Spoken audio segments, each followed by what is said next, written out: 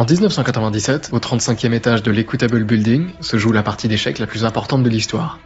D'un côté, le plus grand joueur d'échecs de tous les temps, le sommet incontestable d'un jeu vieux de plus de 1500 ans, l'obscènement talentueux, l'absolument premier, le génie Garry Kasparov. Et ce jour-là, Kasparov lutte. Il lutte comme jamais auparavant il n'avait lutté, parce que la planète tout entière le regarde, et parce que, face à lui, est assis un joueur d'échecs tout à fait moyen. Un joueur d'échecs qui joue des coups tout à fait brillants. Voyez-vous, Fang est un ingénieur, et si ce joueur moyen joue des coups brillants, c'est parce que ce ne sont pas les siens, mais bien ceux de la machine qu'il a inventée. Deep Blue, un super ordinateur conçu pour une seule chose, vaincre Garry Kasparov aux échecs. Une machine surpuissante, le résultat d'années de travail acharné et d'échecs à répétition, une intelligence artificielle terminée sur le fil et qui se retrouve à jouer la rencontre la plus importante de l'histoire des échecs. Voilà notre récit, celui d'un homme brillant, arrogamment génial, et surtout terriblement isolé, qui se retrouve seul à jouer contre une machine qui a 10 ans d'avance sur son temps, créée spécifiquement pour le vaincre. Et Kasparov le sait, s'il perd ce jour-là, c'est l'humanité tout entière qui perd avec lui. Et personne ne sait ce que ça signifierait pour l'espèce humaine. Pour vous aider à suivre les événements de ce récit, vous trouverez dans la description certaines définitions de termes techniques échiquéens ou scientifiques sur un petit site que j'ai fabriqué avec mes petites mains grâce au partenaire de cette vidéo, Odoo. Vous allez voir, c'est pas sorcier, j'ai créé mon site gratuitement, j'ai indiqué ce que je voulais en faire, j'ai choisi ma palette de couleurs, du gris et du blanc, des couleurs pleines de vie, à mon image. J'ai choisi les pages que je voulais parmi les options proposées, puis un layout qui me semblait coller au projet, puis je suis passé à l'étape suivante. Puis je suis revenu en arrière parce que je suis incapable de prendre une décision, j'ai répété l'opération 3 fois avant de me décider, et puis voilà, le site s'est construit sous mes yeux. Pour 2 minutes de boulot, vous admettrez que l'opération est concluante. À partir de là, c'est du Lego, tout fonctionne par bloc. Vous prenez, vous changez de place, vous supprimez, vous modifiez les couleurs, le texte, vous ajoutez une image, une vidéo, un badge CTA... Je ne sais pas ce que c'est. Tout ce que je sais, au-delà du fait que je ne sais rien, c'est que je n'ai eu besoin d'aucune compétence en code pour faire toutes ces modifications. Si la première application Odoo comme le site web par exemple est gratuite à vie avec le support et l'hébergement illimité, des dizaines d'autres sont toutes disponibles à partir de 19,90 € par mois, et si vous souhaitez essayer, je vous invite à vous rendre dans la description, dans laquelle vous trouverez un lien pour vous lancer.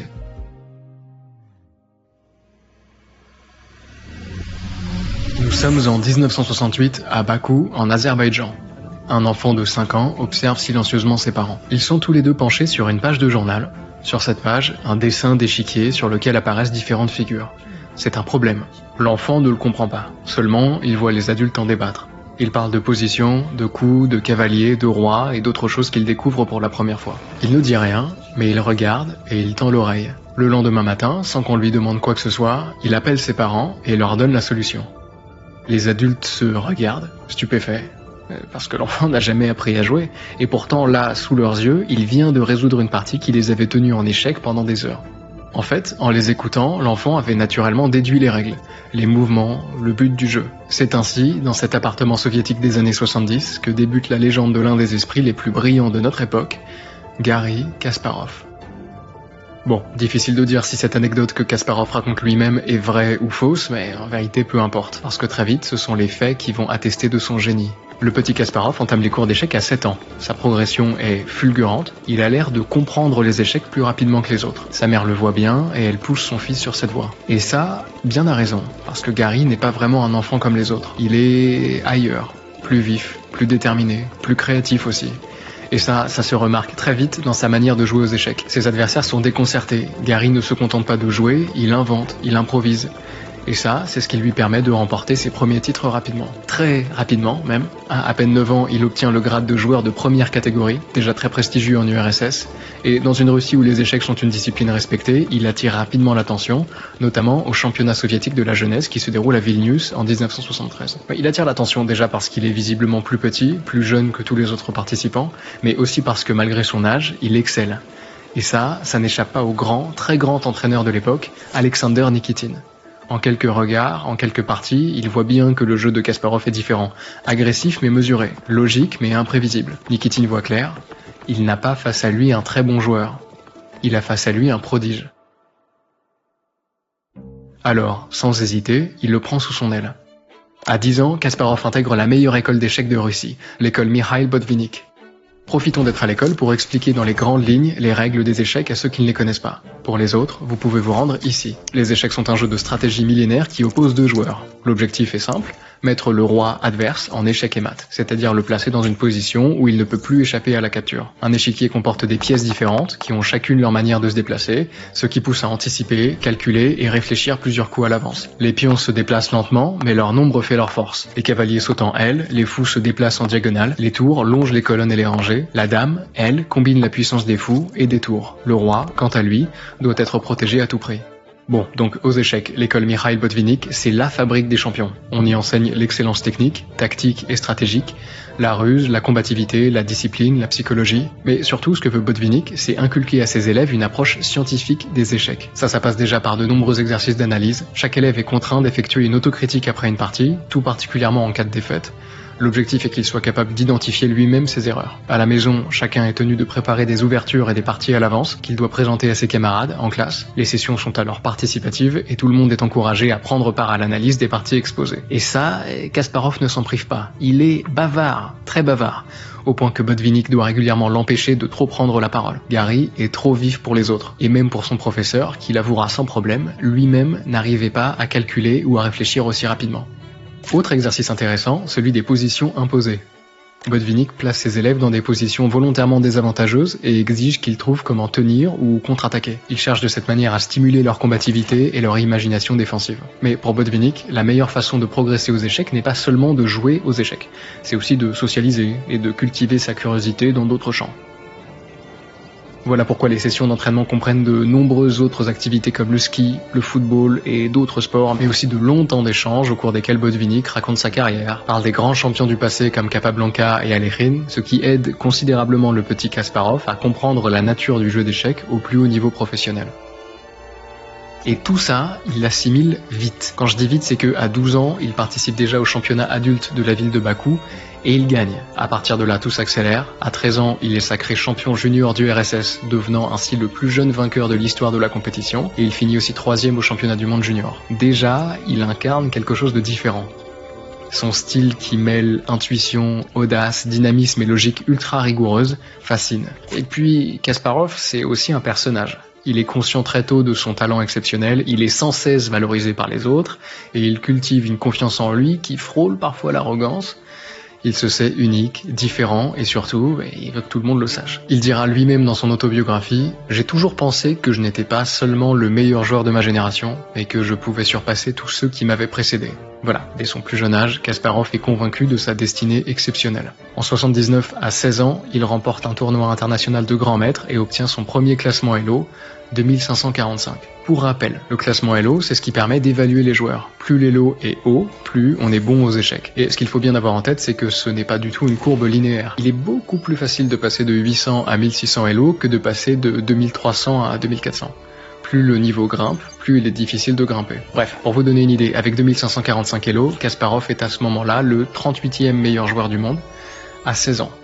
Ses victoires s'enchaînent, il arrive premier au championnat du monde junior à Dortmund en Allemagne et obtient le titre de grand maître international à 17 ans. Il arrive premier ex-aequo au championnat du RSS en 81, premier ex-aequo au tournoi international de Moscou, premier au tournoi de Bugojno en Yougoslavie, devant de grands joueurs de l'époque comme Lubojevic, Timan ou Anderson. Et il finit par se qualifier au tournoi le plus prestigieux du monde, le tournoi des candidats. Le tournoi des candidats, c'est un tournoi entre les 10 meilleurs joueurs de la planète. Ça a lieu tous les ans, pendant un mois, tous les candidats s'y affrontent et le vainqueur gagne le droit de défier le champion du monde. Et s'il gagne, il prend sa place. À seulement 20 ans, Kasparov entre donc dans le cercle des plus grands et n'est plus qu'à quelques pas du titre de champion du monde. Mais à ce stade, ce que Garry Kasparov ignore, c'est que son plus grand adversaire, celui qui va tout changer, c'est pas un joueur d'échecs. C'est un ingénieur. Laissez-moi vous parler de Fang Xiangxiu. 1985, Pittsburgh, Pennsylvanie. Dans les couloirs de la prestigieuse université Carnegie Mellon, un jeune ingénieur taïwanais débarque avec une soif de savoir hors du commun. À ce moment-là, l'idée de thèse de Fang n'a rien à voir avec le monde des échecs. Il cherche à concevoir des puces pour imprimantes qui les rendraient capables d'imprimer correctement les milliers de caractères complexes de la langue chinoise. C'est un sujet technique, mais discret, principalement dirigé par des motivations mercantiles. Et puis, au laboratoire de recherche, Fang croise la route d'un professeur, Hans Berliner. Ancien champion d'échecs devenu chercheur informaticien, Hans dirige le programme High-Tech, un programme conçu pour jouer aux échecs et l'un des plus performants de l'époque. Immédiatement, Fang s'intéresse au sujet parce qu'il en comprend la portée. Là où la plupart des gens voient en high-tech un simple programme d'échecs expérimental, Fang aperçoit les prémices d'une révolution. Il comprend que les échecs sont un champ de bataille où s'entrelacent mémoire, calcul, logique, créativité, stratégie, anticipation. C'est un miroir de l'intelligence humaine. Si l'on veut comprendre l'intelligence, la déconstruire, la surpasser, Fang pense que les échecs sont le modèle parfait. Si parfait d'ailleurs que pour Fang, ce n'est pas seulement un projet technique ambitieux, c'est un projet civilisationnel. Construire une machine capable de battre l'humain dans l'un des domaines les plus symboliques de son intelligence, c'est le détrôner de sa tour d'ivoire cognitive. C'est questionner sa place dans l'ordre du vivant et peut-être enfanter une nouvelle forme de pensée. Alors quand Berliner propose à Fang de rejoindre son équipe, ce dernier n'hésite pas une seconde. En interview, il dira qu'à ce moment-là, il savait déjà que c'était une chance unique de marquer l'histoire. Problème de taille, figurez-vous que les échecs, c'est compliqué. On peut penser qu'avec des règles aussi simples, les échecs pourraient être résolus avec quelques calculs bien pensés. On crée un bel arbre de décision dans lequel chaque coup est évalué en fonction de ses conséquences sur les coups futurs, ceux de l'adversaire et les nôtres, et puis on n'a plus qu'à choisir la meilleure branche, celle qui mène inévitablement à la victoire. Le problème, c'est que les échecs sont beaucoup trop vastes pour qu'on puisse fonctionner de cette manière. Ça a été démontré par le mathématicien Claude Shannon dans les années 50. À chaque tour, un joueur d'échecs a en moyenne 30 options, donc 60 si l'on compte les deux joueurs, et une partie dure en moyenne 40 coups, ce qui nous donne 30 multiplié par 30 exposant 40, soit plus de positions possibles qu'il n'existe d'atomes dans l'univers. Même le plus puissant calculateur du monde à l'heure où cette vidéo est façonnée, capable de réaliser 1 milliard d'opérations par seconde, mettrait des milliards de fois l'âge de l'univers à simuler l'ensemble des parties possibles. C'est vertigineux. Et c'est précisément ce mur de complexité qui se dresse devant Fang et les autres ingénieurs de son temps. Et puis, il y a un problème encore plus sévère. Parce que de l'autre côté de la planète, Kasparov ne cesse de s'élever. Au moment où Fang commence sa quête de génie artificiel, le génie humain est, lui, au sommet de son art. Revenons un tout petit peu en arrière. Nous voilà en 1984, Gary a 20 ans. Rappelez-vous, on l'avait laissé sur une série éclatante de victoires. Dans cette lancée triomphale, Kasparov remporte également le fameux tournoi des candidats face aux 10 meilleurs joueurs de la planète. Il gagne donc le droit d'affronter le champion du monde de l'époque, Anatoly Karpov. Joueur prodigieux, champion du monde incontesté depuis 1975, qui a écrasé la scène échiquienne pendant plus d'une décennie. Précision chirurgicale, style positionnel implacable, Karpov est méthodique, patient, doté d'une mémoire hors du commun, tant et si bien qu'il a déjà remporté plus de 160 tournois, un record absolu. Face à lui, les grands maîtres n'ont pas d'autre choix que de plier. Alors quand un jeune homme, inexpérimenté mais outrageusement brillant, ose non seulement le dépasser dans le classement Elo, mais débarque en plus pour lui prendre son titre de champion du monde, Karpov ne sourit pas. D'autant plus que tout les oppose. Karpov est bien plus qu'un simple champion d'échecs. Il est une figure du pouvoir soviétique. Il est ethniquement russe, c'est un bon fils du régime, il est fiable, discret, loyal. Il est membre du Parti communiste, député au Soviet suprême. Son style de jeu, positionnel et méthodique, est souvent vu comme une métaphore de la bureaucratie soviétique. Pour les autorités, c'est l'ambassadeur idéal. Kasparov, c'est tout l'inverse. Il est plus jeune d'une génération, il est d'origine mixte, avec un père juif et une mère arménienne. Il est impétueux et critique, il incarne la vague du changement. Son style de jeu agressif reflète parfaitement son désir de bousculer l'ordre établi. Il ne se contente pas de jouer aux échecs, il mène un combat contre le système.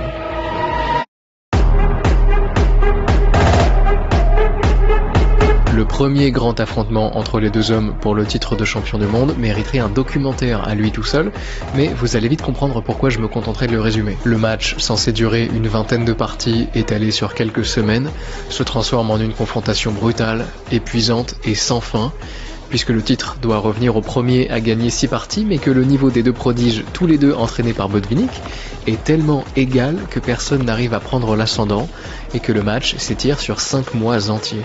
Le truc, c'est que si Kasparov est épuisé, Karpov, lui, a perdu plus de 10 kilos depuis le début du match, et il commence lentement à craquer. Si c'est toujours le champion du monde qui mène 5-3, c'est bien le jeune Gary qui remporte les 2 dernières parties. Et c'est à ce moment précis d'inversion de tendance, ce moment exact où Kasparov semble trouver la force de percer les défenses réputées imprenables du champion du monde, que la Fédération internationale des échecs décide de mettre fin au match. Après plus de 100 jours d'affrontements épuisants, La fédération explique que la santé des joueurs doit être préservée et qu'ils ne peuvent pas continuer. Et comme il n'y a pas de gagnant et que Karpov est champion du monde, alors Karpov restera champion du monde. Vous comprenez ce qui vient de se passer? Ce n'est pas la santé de Karpov qui a été préservée, mais c'est bien son titre. Il est le champion modèle soutenu par le pouvoir soviétique. Là où Kasparov est un rebelle, ça embêterait beaucoup d'individus haut placés que ce petit jeune incontrôlable devienne champion du monde. Voilà pourquoi j'ai préféré vous résumer l'affaire.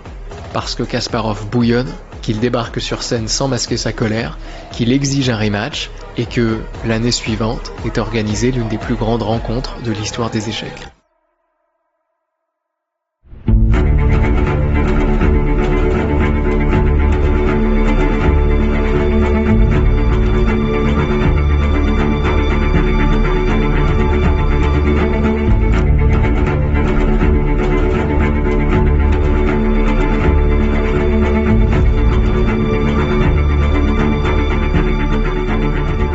Cette fois-ci, les règles sont plus encadrantes. Pour partager les deux cas, 24 parties, pas une de plus, et celui qui a le plus de victoires l'emporte. En cas d'égalité, le champion du monde reste champion du monde. Dès la première partie, Kasparov frappe et il l'emporte. Deuxième partie, troisième partie, des nuls. Kasparov mène toujours, mais Karpov reprend ses esprits, il remporte les parties 4 et 5. Et puis, nouvelle nulle. Kasparov remporte la 11e, il égalise. Jusqu'à la 15e partie, il y a 2-2 pour nos deux hommes. Et puis vient la 16e. Kasparov, qui joue les noirs, ouvre avec une défense sicilienne, son ouverture fétiche. Il ne joue pas la sécurité, il choisit une ouverture agressive, complexe. Il veut emmener Karpov, le maître du contrôle, sur un terrain où les règles n'existent plus. Les premiers échanges sont une danse tendue. Kasparov pousse ses pions, il cherche à déséquilibrer l'échiquier. Karpov ne cède pas un pouce de terrain, il répond avec une précision glaciale et consolide sa position. Au 10e tour, Kasparov sort son cavalier et le plante en B4, vers l'avant. Ce que ça veut dire, c'est que ce pion blanc de Karpov est isolé et attaqué par 3 pièces noires. Le champion est certain que son jeune adversaire, comme n'importe quel autre joueur d'échecs, mangera ce fameux pion isolé pour prendre l'avantage matériel. Mais Kasparov est différent. Il veut une partie chaotique, imprévisible. Alors il ignore le pion et il sort son fou. Étrange mais gérable. Face à cette provocation, Karpov réagit comme il l'a toujours fait, avec calme et rigueur. Il ne s'affole pas, il renforce ses défenses, et il prépare une manœuvre pour chasser l'intrus. Il contrôle. Jusqu'au 15e coup, le cavalier est immobile. Patient, tranquille.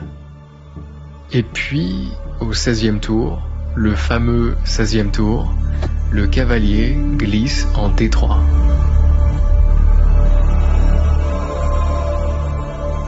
Ça n'a peut-être l'air de rien, comme ça. En fait, ça a même l'air un peu dangereux pour Kasparov, cette pièce isolée, soutenue par un seul fou, face à l'armée complète de Karpov. Ce cavalier devrait se faire chasser rapidement. Mais Karpov en est incapable. Parce qu'il a face à lui ce que l'histoire appellera le cavalier pieuvre. Depuis sa position, ses tentacules invisibles contrôlent les cases E1 et C1, les deux seules colonnes ouvertes de la position, ce qui paralyse les tours blanches de Karpov et ce qui contraint sa dame à des déplacements limités. Le champion est complètement déstabilisé. Il a face à lui une pièce flottante, à peine défendue par un fou, qui cloue toute son armée sur place.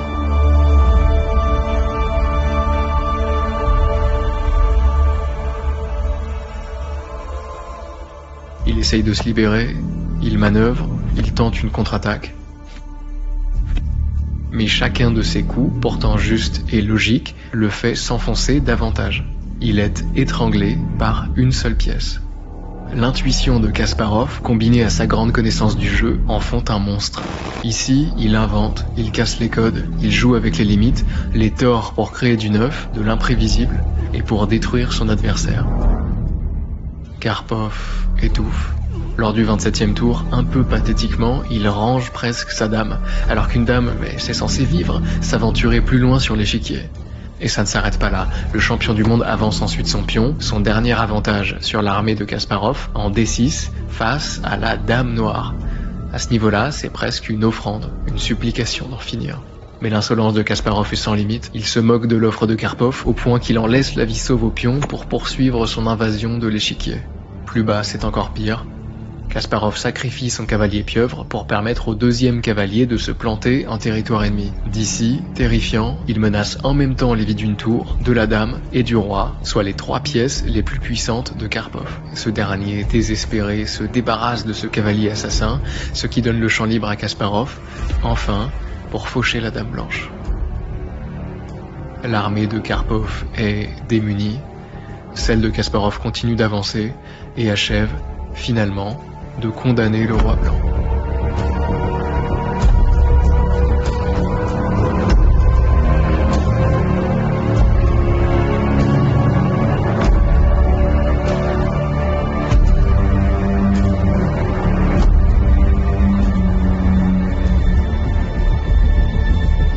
Échec et mat.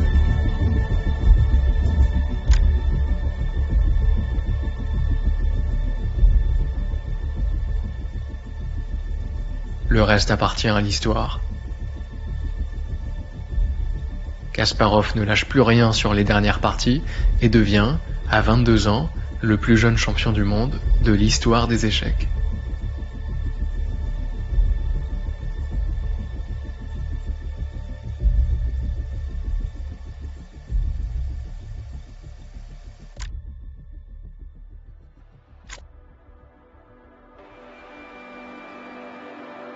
Pendant que Kasparov brille sous le feu des projecteurs, Fang forge son invention en silence dans son laboratoire. Il passe des journées, des nuits à travailler pour tenter de concevoir la machine d'échecs la plus performante possible. Parce que à ce moment-là, High-Tech a un problème important, son architecture. Vous vous souvenez quand je vous disais qu'on ne pouvait pas résoudre les échecs et qu'il était impossible de simplement calculer la branche de l'arbre qui mène à la victoire à coup sûr? Eh bien, pour pallier à ça, on doit utiliser ce qu'on appelle des fonctions d'évaluation. Une fonction d'évaluation, c'est un algorithme qui attribue un score numérique à n'importe quelle position sur l'échiquier, en déterminant si elle est favorable ou non. Ce score est calculé à partir de milliers de paramètres, comme la sécurité du roi, l'avantage matériel, le contrôle du centre ou encore la structure des pions. À partir de là, l'objectif de l'ordinateur est simple, choisir le coup qui maximise son propre score tout en minimisant celui de son adversaire. Jusqu'ici, High-Tech utilise une architecture spécifique pour ce calcul. 64 puces, une pour chaque case de l'échiquier, qui évalue la situation localement. Le problème, c'est que la consolidation de ces 64 calculs en un score global se fait à l'extérieur des puces, ce qui est un processus lent et coûteux, alors même que la vitesse de calcul est le nerf de la guerre aux échecs.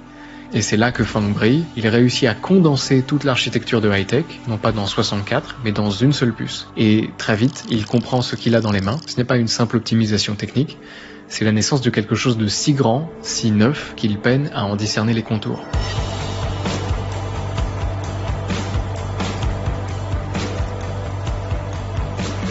Alors Fang et son équipe redoublent d'efforts. Ils travaillent sous pression, à coups d'essais répétés, de réglages, de corrections. La fatigue s'accumule, mais ils tiennent bon. Ils savent que chaque micro-gain de performance les rapproche de l'objectif final. Et les résultats tombent enfin.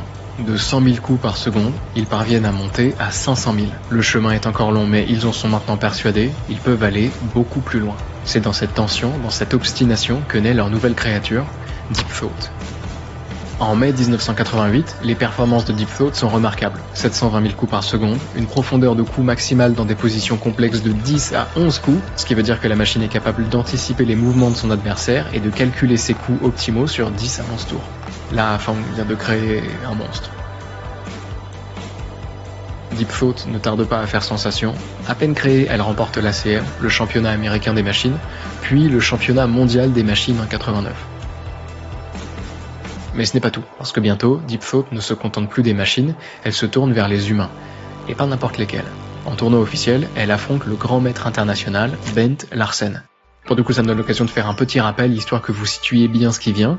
À 1600 Elo, on est un joueur moyen de club d'échecs. C'est déjà un joli niveau. À 2300 Elo, on est considéré comme maître. À 2400 Elo, on devient maître international, faisant partie du top 0,06% des joueurs. Et à 2500 Elo, finalement, on atteint le rang de grand maître international, souvent appelé GM, ce qui représente 0,02% des joueurs d'échecs. Voilà ce qu'est Bent Larsen, l'adversaire de Deep Thought. L'élite de l'élite. Rien qu'une machine ne pourrait faire tomber. C'est trop brillant. Tout le monde le sait. Kasparov lui-même. Lors d'une conférence en janvier 88, un journaliste lui demande si un grand maître international pourrait perdre contre une machine d'ici l'an 2000. Kasparov, moqueur, répond que c'est impossible et qu'il serait très content d'expliquer à un GM comment gagner contre un ordinateur. Et puis, Deep Thought affronte le grand maître Bent Larsen.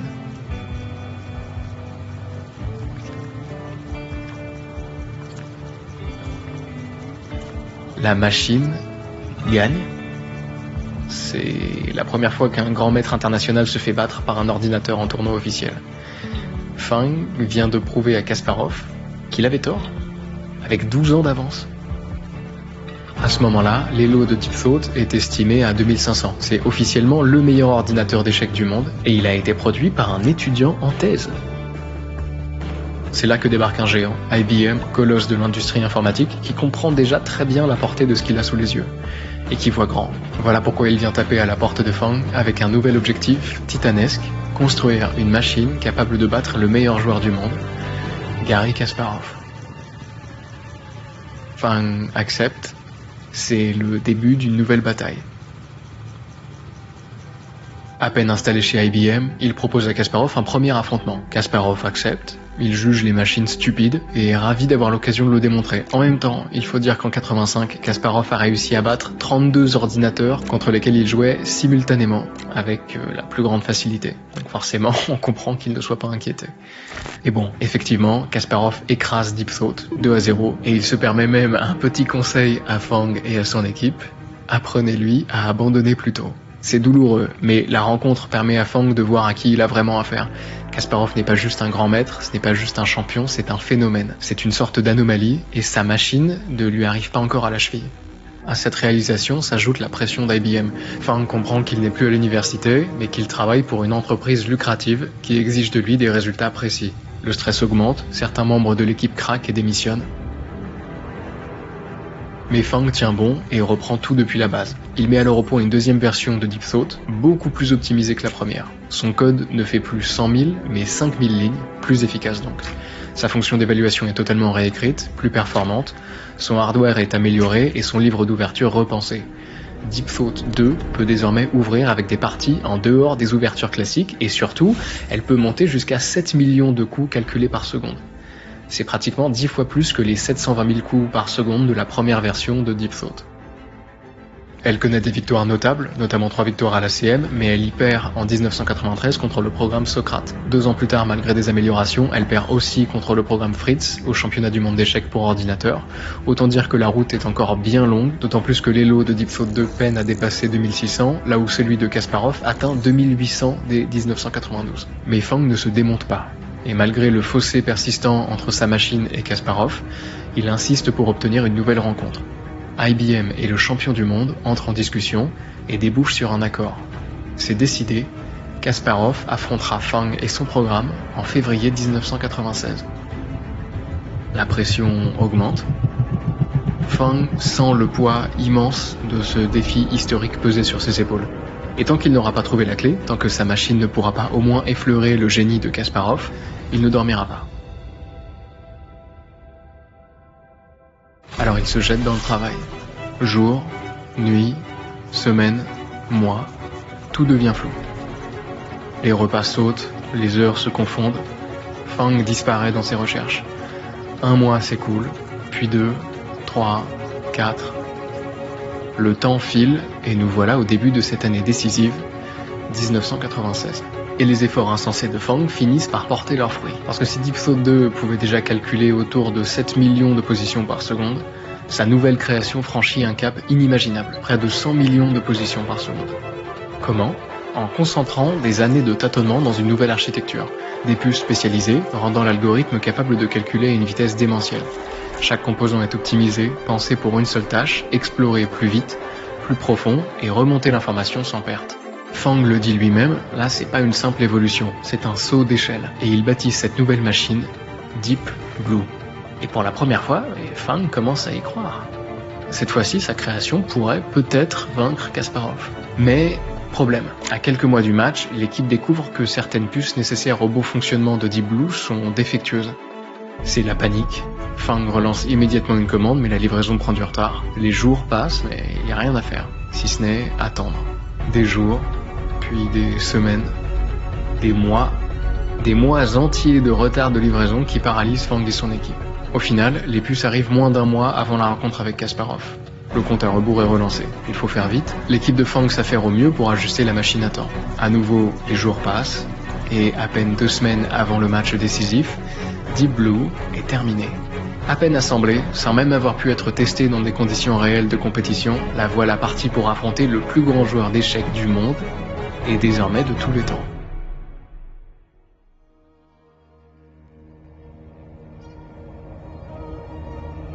Nous voilà donc le 10 février 1996 à Philadelphie. Des médias du monde entier se sont réunis, les yeux rivés sur l'échiquier. Et c'est normal, ce qui se joue ici va bien au-delà d'un simple match. Ce soir-là, l'humanité met son honneur en jeu. Une victoire de la machine, ce serait un séisme, ce serait une preuve que même dans l'une de nos disciplines les plus précieuses, nous ne sommes plus seuls au sommet. Et Kasparov a conscience de ça. Il le dit lui-même, sur certains aspects, c'est une croisade pour l'espèce humaine. Alors très vite, deux camps se dessinent.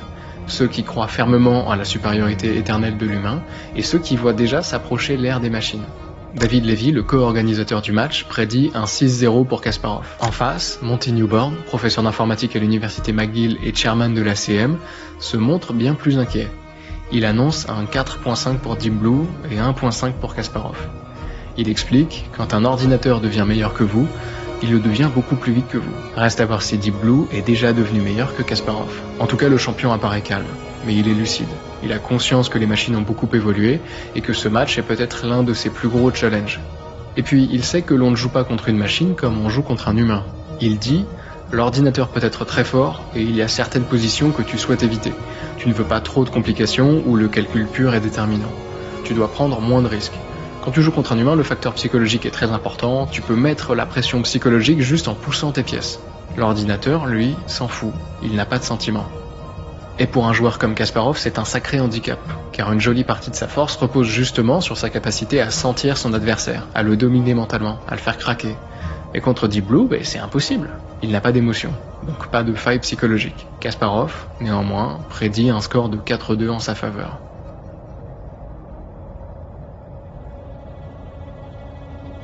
Dans la salle, silence absolu. La première partie débute. Kasparov et Deep Blue échangent leur premier coup. Et rapidement, Kasparov pressent quelque chose d'étrange. Deep Blue ne joue pas comme une machine.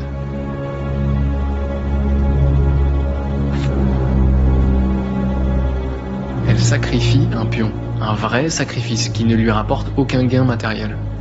Un ordinateur normal ne ferait jamais ça. Normalement, ils sont presque exclusivement guidés par des logiques matérialistes. Ils sont programmés comme ça. Mais pas Deep Blue. Kasparov est stupéfait. Autour de lui, probablement personne ne comprend ce qui vient de se passer. Mais lui sait qu'il vient de vivre un moment historique. Quelque chose de neuf vient de naître. Une nouvelle entité, une nouvelle manière de penser. Il dira plus tard en interview, « Je pouvais sentir, je pouvais presque flairer une nouvelle forme d'intelligence de l'autre côté de l'échiquier. » Face à ça, Kasparov tente de reprendre ses esprits, mais il est perdu. Il tient, mais impossible de renverser la situation. La partie s'achève, 1-0, victoire de Deep Blue. Pour la première fois, un ordinateur vient de battre Garry Kasparov en partie longue, en match officiel. Un frisson traverse la salle. Et Kasparov, il encaisse. Certes, il y a la défaite, mais aussi le poids de tout ce qu'elle signifie. Parce que s'il peut être vaincu ici, aujourd'hui, alors jusqu'où ira cette machine? Que fera-t-elle demain? Et l'humain, que deviendra-t-il lorsqu'il ne sera plus le sommet de l'intelligence? Voilà des doutes humains, des peurs humaines, et la seule chose dont Kasparov peut être certain, c'est que son adversaire, Deep Blue, n'a absolument aucune de ses préoccupations. Alors il faut revenir au match, repenser sa stratégie, recalculer, en un mot, s'adapter. Et c'est ce que fait Kasparov. Le soir même, il étudie les forces et les faiblesses de son adversaire. Il lui est encore possible d'ajuster son jeu. Voilà son avantage. Le voilà prêt, peut-être, pour la deuxième partie. Les premiers coups sont tranquilles. Jusqu'au 6e. Kasparov avance un pion, et Deep Blue le mange immédiatement. Au 8e, ça recommence, la machine avale un deuxième pion. Déjà, Kasparov semble craquer. Sa nuit de préparation n'a servi à rien. Sauf que Kasparov sourit.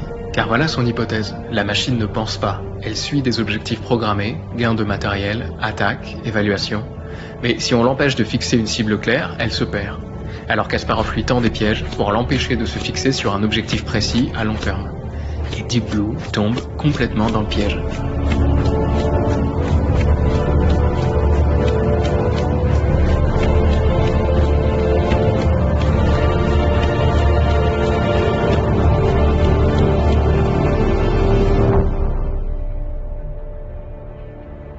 Kasparov domine et l'emporte. Il dira plus tard en interview, cela a peut-être été mon plus grand avantage. Je pouvais déterminer ses priorités et adapter mon jeu en conséquence. Il ne pouvait pas faire de même avec moi. Et il conclura, même si je pense avoir vu certains signes d'intelligence, il s'agit d'une intelligence étrange, inefficace et rigide qui me fait penser qu'il me reste encore quelques années devant moi. La suite du match lui donne raison. Les deux parties suivantes sont nulles, et Kasparov finit par l'emporter 4-2, soit le score qu'il avait prédit dès le début. Pour le moment, l'honneur de l'humanité est sauf. Ce qui est sûr, c'est que plus personne ne prend les machines à la légère. Parce que Deep Blue, en une seule victoire, a ouvert une brèche dans l'invincibilité humaine.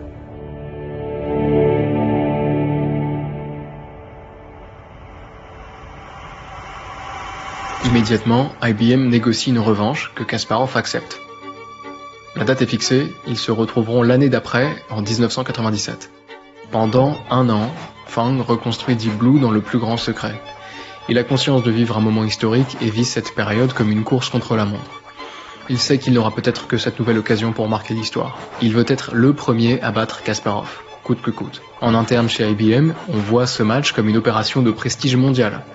Le projet bénéficie de moyens beaucoup plus importants qu'en 1996. Plus de fonds et plus de main-d'œuvre aussi. Des ingénieurs comme des grands maîtres sont recrutés pour aider Fang à améliorer son invention. C'est comme ça qu'il continue à repousser les limites de sa machine. La fonction d'évaluation de Deep Blue passe de 6400 à 8000 paramètres, ce qui signifie qu'elle prend désormais en compte plus de 8000 facteurs pour évaluer chaque position. Au total, elle s'avère capable de calculer près de 330 millions de positions par seconde. De son côté, Kasparov n'est pas sorti indemne du premier affrontement. Pour la première fois, une machine l'a battu sur une partie officielle.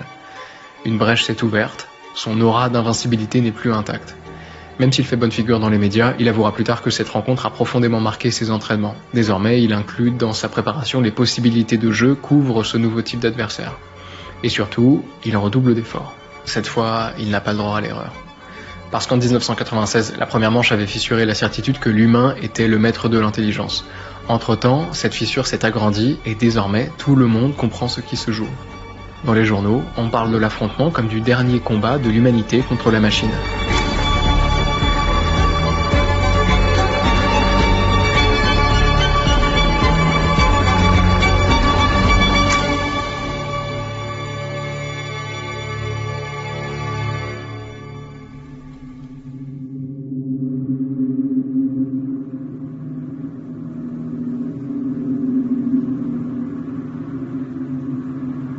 Le jour même, 300 journalistes du monde entier couvrent l'événement.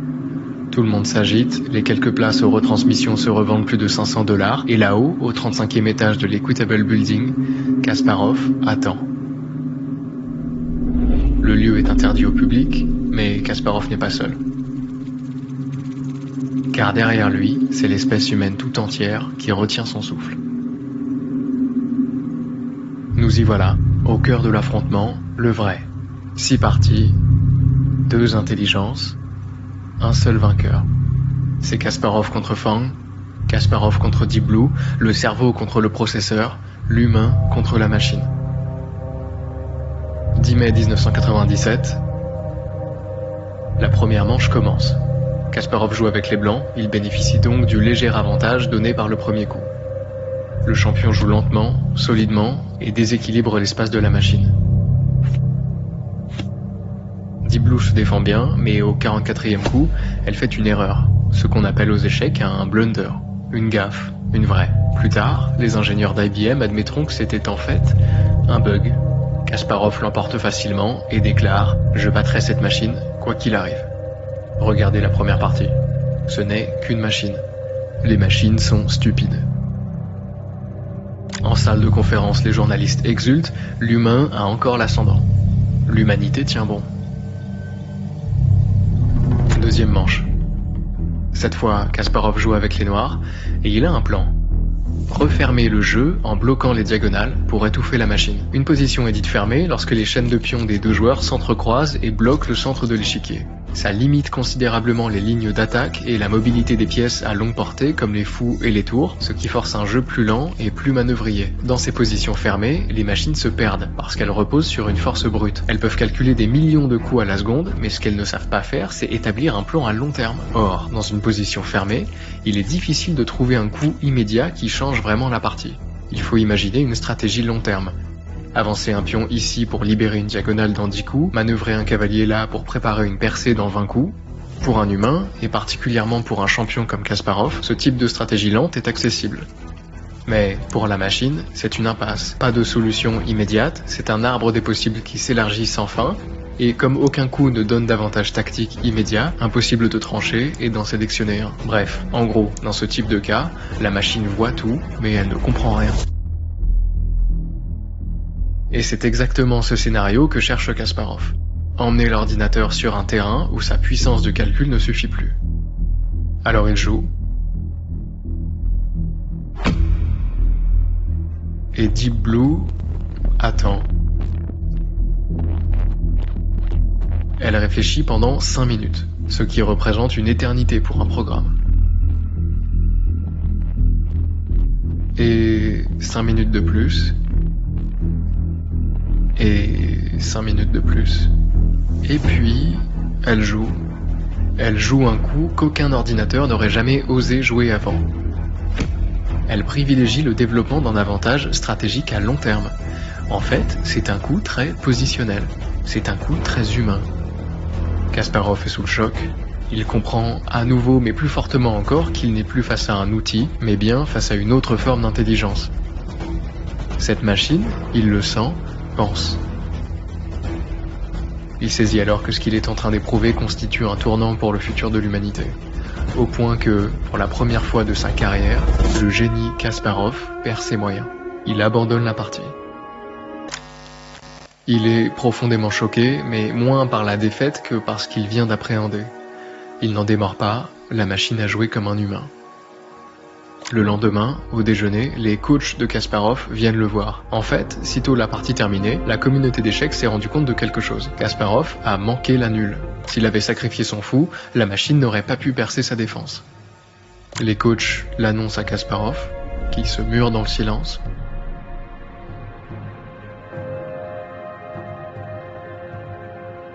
Au bout de 5 minutes, il sort de la réflexion. Le champion du monde concède son erreur. Garry Kasparov s'est trompé. Mais s'il reconnaît son erreur, il a un peu plus de mal à digérer le coup de Deep Blue de la veille. Il n'en démord pas, c'était trop humain. Alors il accuse IBM. Selon lui, la machine aurait reçu l'aide d'un grand maître pendant la partie. Il parle même de main de Dieu. Évidemment, ça fait scandale, IBM est furieuse et Fang se dit blessé. Dans ses mémoires, il confie que, quelque part, il considérait Kasparov comme un ami. Un rival, certes, mais dont il se sentait proche. Après ces accusations, ce lien est brisé. La réaction de Kasparov peut sembler mesquine, mais il faut le comprendre. Là où vous et moi prenons conscience aujourd'hui, progressivement et collectivement de ce que signifie la montée en puissance de l'intelligence artificielle, Kasparov, lui, il est tout seul. On est en 1997. Le public est très loin de saisir les enjeux de cette nouvelle technologie et personne n'est capable de comprendre l'immense complexité des parties qui se jouent devant eux. Évidemment que personne d'autre ne va saisir que Deep Blue est en train de franchir une frontière presque taboue. Si Kasparov est soutenu par des millions d'humains, il est en vérité très seul face à cette machine. Il peut expliquer, mais personne ne comprendra. Et face à ce vertige, le déni est un réflexe très humain. Malgré ses soupçons, Kasparov poursuit l'affrontement. La 3e partie s'achève sur une nulle. Sur la 4e, le champion tâche d'employer des techniques anti-ordinateur, en débutant par une ouverture encore jamais jouée en tournoi. Ça a son effet, mais Deep Blue parvient à s'ajuster et la partie se termine là encore sur une nulle. En conférence de presse, Kasparov semble complètement épuisé. L'arrogance laisse place au doute, au point qu'il admet quelques-unes de ses propres erreurs. Mais il continue d'avancer. Il y a peut-être une solution.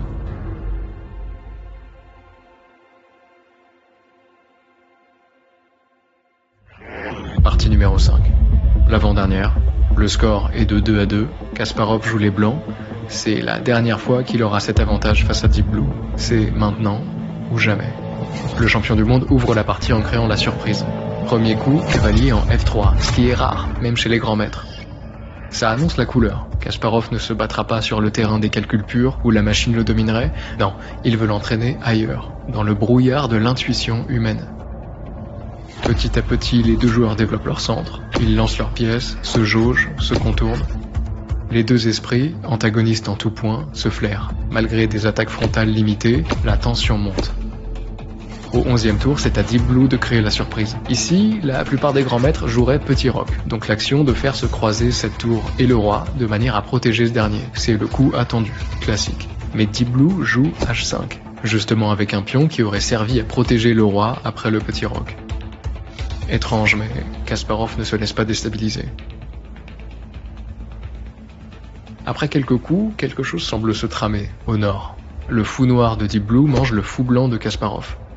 Mais ce n'est pas un problème, puisqu'arrive dans notre histoire le héros de l'armée de Kasparov et celui de cette partie, un simple pion blanc, stationné en H4. Celui-ci mange le fou noir. Pour le moment, rien d'extravagant, mais son histoire ne s'arrête pas là. Ailleurs sur l'échiquier, les choses avancent. Les deux joueurs jouent très bien. Deep Blue continue à surprendre Kasparov. Il est dynamique, agressif, il n'est plus obsédé par des objectifs purement matérialistes, il se projette. Les coups s'enchaînent. Le jeu est très égal. Sauf que, pas vraiment. Kasparov prépare quelque chose depuis quelque temps, et il décide enfin d'activer son plan.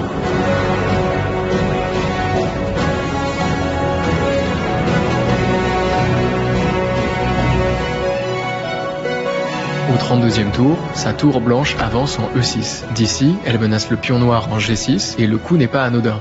La tour ne vient pas seulement attaquer l'ennemi, elle vient dégager le passage pour notre fameux pion blanc. Celui-ci n'est pas isolé en territoire ennemi pour rien. Kasparov le destine à devenir la pièce principale de tout l'échiquier. Une nouvelle dame, formée une fois que ce pion aura atteint la rangée finale. Voilà ce qui est en train de se passer. Kasparov maintient le jeu sur le reste de l'échiquier, tout en préparant la création d'une arme contre laquelle Deep Blue ne pourra rien faire. Au 33e tour, les choses accélèrent, la tour de Kasparov commence à déblayer le chemin au-dessus du pion blanc. Deep Blue, en réaction, déplace sa tour pour protéger le dernier pion noir, le dernier rempart face à la future dame de Kasparov.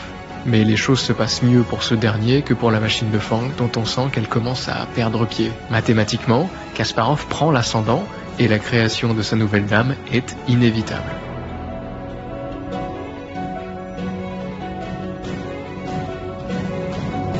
Le champion approche son cavalier de son fameux pion pour le soutenir encore plus fermement. Lors du 39e tour, le plan fleurit, le dernier rempart de Deep Blue est menacé par la tour et par le cavalier de Kasparov. Il n'y a mathématiquement aucun coup que Deep Blue puisse jouer pour gagner la partie. C'est terminé. Pour son 46e coup, Kasparov décale sa tour sur la gauche de l'échiquier, il laisse le champ libre à son pion, qui n'a plus maintenant qu'à grimper pour achever de clore la partie. Au 48e tour, le pion avance. Au 49e, il avance encore. Plus qu'un tour, et la dame viendra terminer Deep Blue.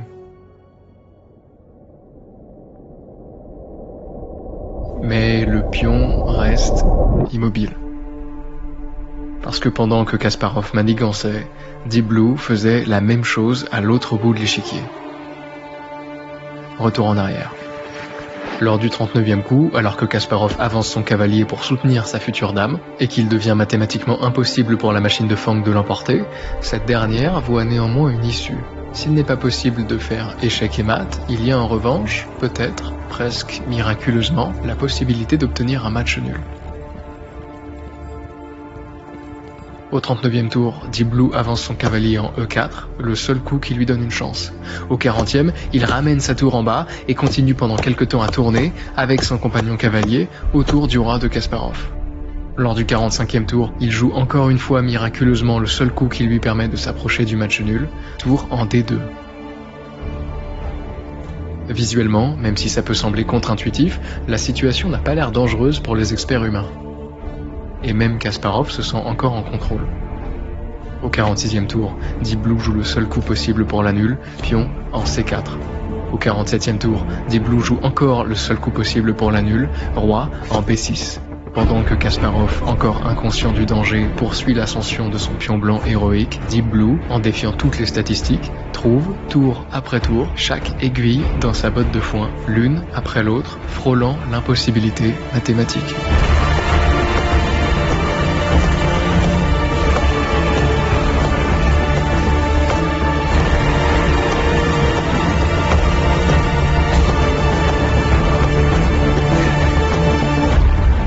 Jusqu'à finir, enfin, par arriver au 49e tour, lors duquel Kasparov s'apprête à transformer son pion en dame. Un coup seulement avant que Deep Blue n'avance son roi en B4, en déclenchant ce qu'on appelle un échec perpétuel. Le roi blanc n'est pas en échec et mat, mais il est mis, quelle que soit la case sur laquelle il peut se rendre, en échec. Ce qui veut dire qu'à un coup de prendre l'ascendant, Kasparov est forcé d'accepter un match nul.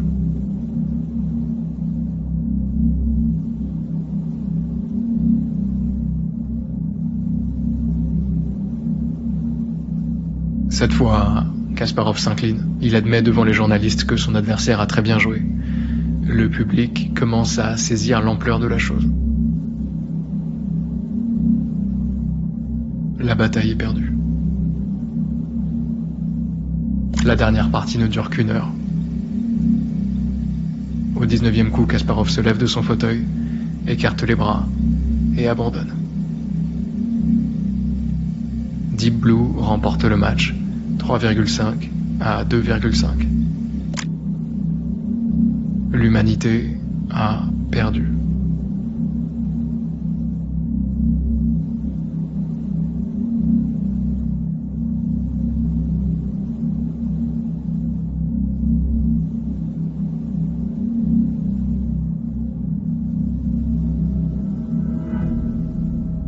Alors quoi ? La victoire de Deep Blue en 1997 n'est qu'un début. Aujourd'hui, ses héritiers des programmes comme Stockfish ou AlphaZero sont démesurément plus puissants.